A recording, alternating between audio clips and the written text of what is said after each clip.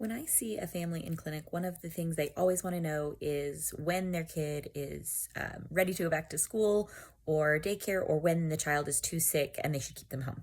And so there are 5 things that I really look for when I'm thinking about this. The first one is if we are running a fever of 100.4 or higher, we need to be fever free for 24 hours without medication before we get to go back.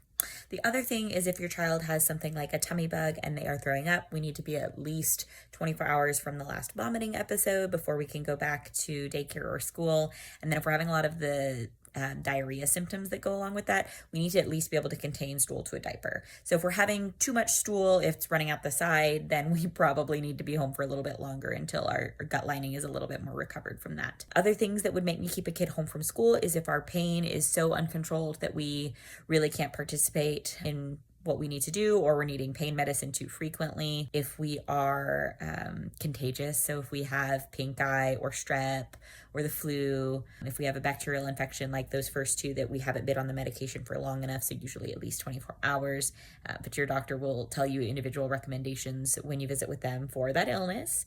Those are reasons to stay home. And then you're the parent, right? So you know your kid the best. And if your kid is just not up to themselves, really not feeling well yet, not ready to go and engage meaningfully in daycare activities or schoolwork, then it's totally fine to keep them home and get that note from your doctor.